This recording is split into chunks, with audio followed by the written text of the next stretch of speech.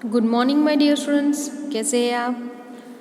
आज मैं कक्षा 8 विषय हिंदी इकाई 7 हार की जीत, उसके लेखक जो है वह है सुदर्शन। हमने अगले वीडियो लेक्चर में समझा था कि बाबा भारती का घोड़ा जो है वहाँ डाकू खड़क सिंह ले जाता है। फिर बाबा भारती की जो बात है वहाँ उसके कानों में गूंजती ही रहती है, यानी कि डाकू जो है उसने छल कपट करके बाबा भारती के पास से उनका घोड़ा जो है वहाँ छीन लिया। तो कुछ समय तक बाबा भारती को खड़क सिंह का भय सताता रहा, परंतु कुछ दिनों के बाद उस भय को मिथ्या मानकर वे निश्चित हो गए। तो यहाँ पर डाकू खड़क सिंह ने बाबा भारती से यह कहा था कि यह घोड़ा जो है वह मैं आपके पास न रहने दूंगा। बाबा भारती जो है वो बहुत डर गए थे।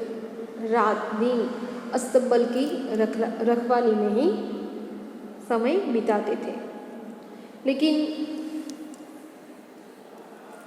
कुछ महीने बीत जाते हैं लेकिन फिर भी डाकू खड़क सिंह आता नहीं है।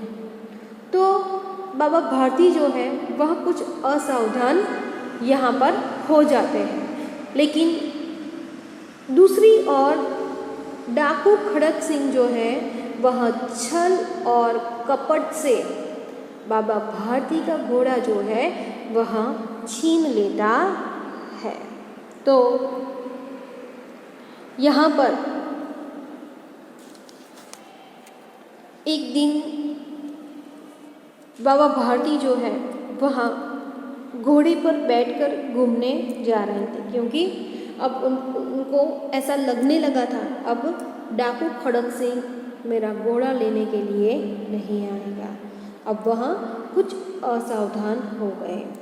तो सहसा एकाएक उन्होंने एक कंगले अपाहिज की दीनता भरी आवाज़ सुनी।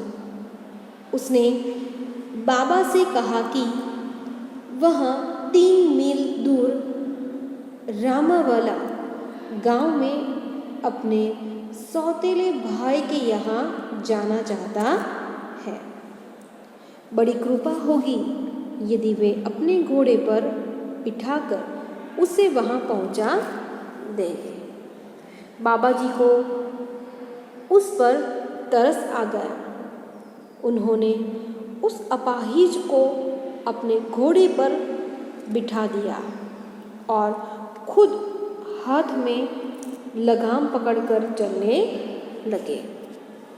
अचानक उस अपाहिज ने झटक कर लगाम ले ली और वहाँ घोड़े को लेकर भाग गया।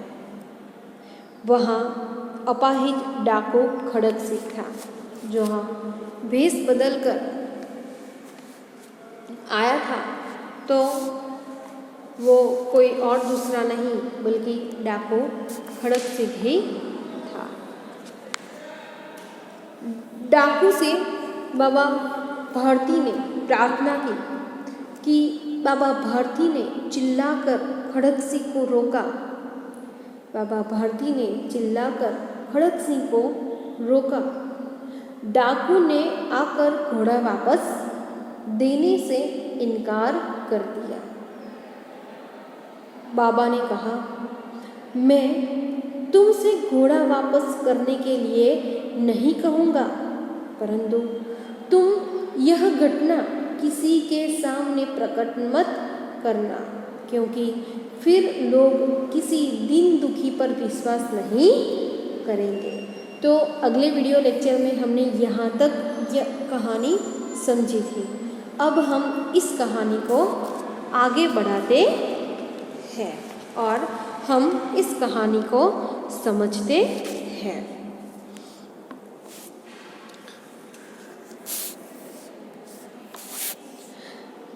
बाबा भारती चले गए, परंतु उनके शब्द खड़ग सिंह के कानों में उसी प्रकार गूंज रहे थे। सोचता था, कैसे उच्च विचार है, पवित्र भाव है। उन्हें इस घोड़े से प्रेम था। इसे देखकर उनका मुख फूल की नाई खिल जाता था। कहते थे, इसके बिना मैं न रह सकूँगा। इसकी रखवाली में भी कई रात सोए नहीं। भजन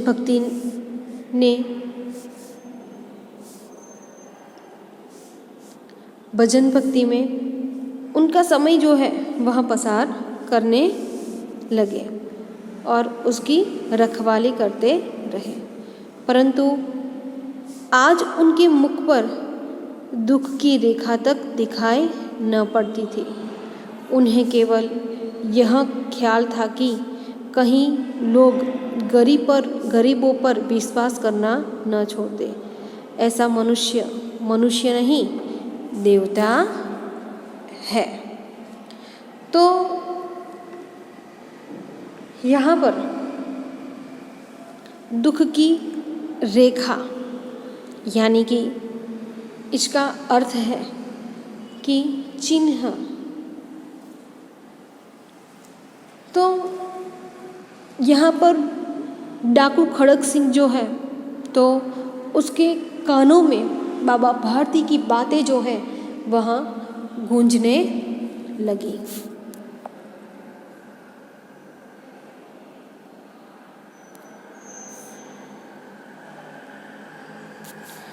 आगे, रात्रि के अंधकार में खड़ग सिंह बाबा भारती के मंदिर में पहुंचा कि बाबा भारती ने उसे यह कहा था कि मुझे घोड़ा नहीं चाहिए, लेकिन यह घटना जो घटी है वह तुम किसी दूसरों के सामने प्रकट न करना। तो यहाँ बाबा भारती की बात जो है वह डाकू खड़ग सिंह के कानों में गूंज रही थी। यहाँ पर रात्रि के अंधकार में खड़ग सिंह बाबा भारती के मंदिर में पहुँचता है। चारों ओर सन्नाटा था। चारों ओर सन्नाटा था। सन्नाटा शब्द का अर्थ होता है चुप्पी यानी कि खामोशी। आकाश में तारे टिमटिमा रहे थे। यहाँ पर रात के अंधकार का समय जो है यानी कि जब डाकू खड़ग सिंह बाबा भारती के मंदिर में पहुँचता है तब इसका वर्णन यहाँ पे दिया गया है। तो यह रात्रि के समय का वर्णन है कि चारों ओर सन्नाटा था। आकाश में तारे टिमटिमा रहे थे। थोड़ी दूर पर गांव के कुत्ते भौंक रहे थे। मंदिर के अंदर कोई शब्द सुनाई न देता था। खड़ग सिंह सुल्तान की बाग पकड़े हुए था। वह धीरे धीरे अस्तबल के फाटक पर पहुंचा। फाटक खुला पड़ा था। किसी समय वहाँ बाबा भारती स्वयं लाठी लेकर पहरा देते थे, परंतु आज उन्हें किसी चोरी, किसी डाके का भय न था। खड़ग सिंह ने आगे बढ़कर सुल्तान को उसके स्थान पर बांध दिया और बाहर निकलकर सावधानी से फाटक बंद कर दिया। इस समय उसकी आंखों में नेकी के आंसू थे। इस समय उसकी आंखों में नेकी के आंसू थे। यहाँ पर बाघ शब्द दिया गया है, तो उसका अर्थ होता है लगाम। फिर नेकी शब्द दिया गया है, तो उसका अर्थ है भलाई।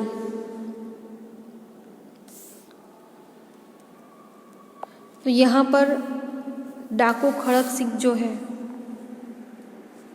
तो वहाँ बाबा भारती का घोड़ा जो है वहाँ उन्हें वापस लौटाने के लिए आता है।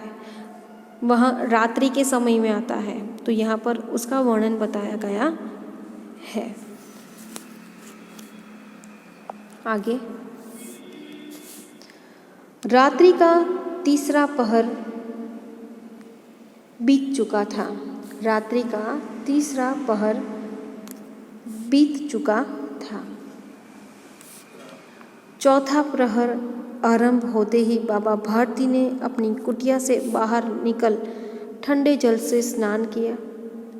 उसके पश्चात इस प्रकार जैसे कोई स्वप्न में चल रहा हो, उनके पाँव अस्तबल की ओर बढ़े, परंतु फाटक पर पहुंचकर उनको अपनी भूल प्रतीत हुई। यहाँ पर प्रतीत शब्द दिया गया है, तो उसका अर्थ है मालूम होना। साथ ही घोर निराशा में पाँव को मन भर का बना दिया। वे वहीं रुक गए। घोड़े ने अपने स्वामी के पाँवों की चाप को पहचान लिया और जोर से हिनहिनाया। यहाँ पर चाप शब्द दिया गया है, यानी कि आहट साउंड जो हम कहते हैं वहाँ। तो रात्रि का तीसरा प्रहर जो है वो बीत चुका था और चौथा प्रहर जो है वह आरंभ होते ही बाबा भारती अपनी झोपड़ी से बाहर निकलकर उन्होंने ठंडे जल से स्नान किया। उसके बाद वह इस प्रकार चल रहे थे जैसे कोई स्वप्न में चल रहा हो। उनके पैर जो है वह अस्तबल की ओर आगे बढ़ रहे थे, लेकिन फाटक पर पहुंचकर उनको यह मालूम होता है और साथ ही निराशा में मन ही मन भर बना दिया था।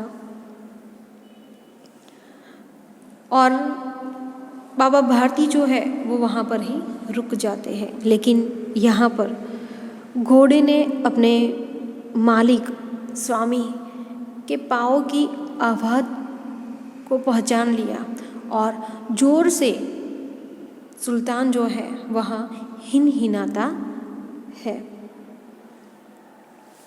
आगे, अब बाबा भारती आश्चर्य और प्रसन्नता से दौड़ते हुए अंदर घुसे और अपने प्यारे घोड़े के गले से लिपटकर इस प्रकार रोने लगे मानो कोई पिता बहुत दिन के बिछुड़े हुए पुत्र से मिल रहा हो।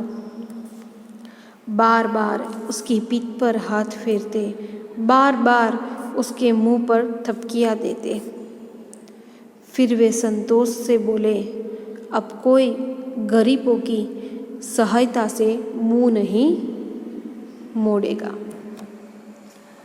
यहाँ पर बिछुड़ा शब्द दिया है, उसका अर्थ है जुदा होना।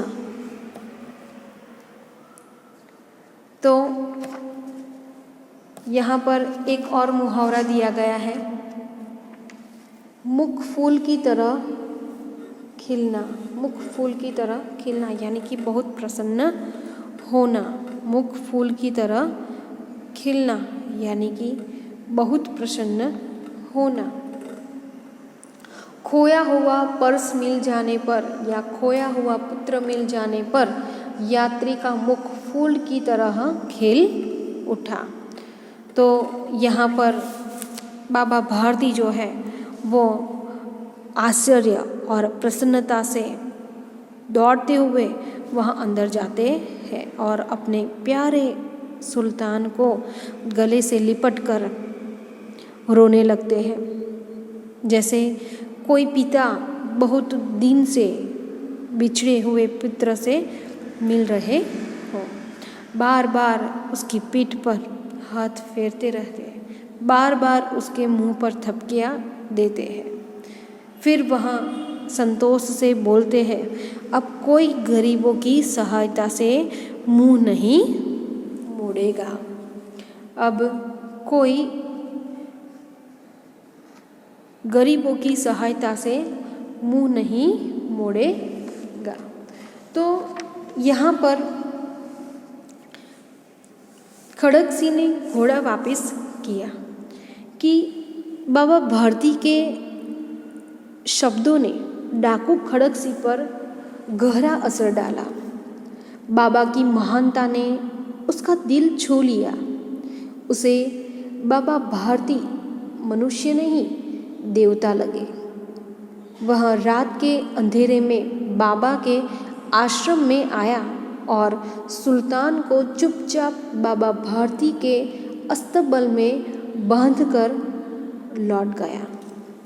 बाबा भारती का जो संतोष है, यानी कि सुल्तान को पाकर बाबा भारती की प्रसन्नता का पार न रहा।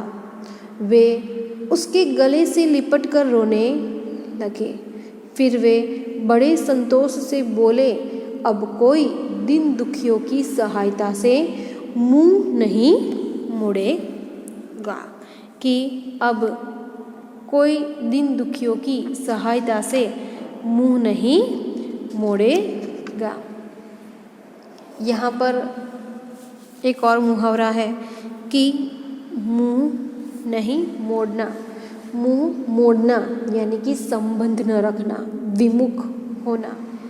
सच्चा नेता जन सेवा के कामों से कभी मुंह नहीं मोड़ता।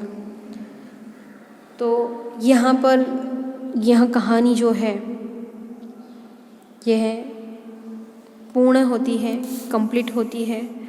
तो आज हमने इस वीडियो लेक्चर में जितनी कहानी को समझा वो एक और बार आपको रीड करनी है। अगले वीडियो लेक्चर में मैं इसका अभ्यास जो है वह आपको समझाऊंगी। थैंक यू, धन्यवाद।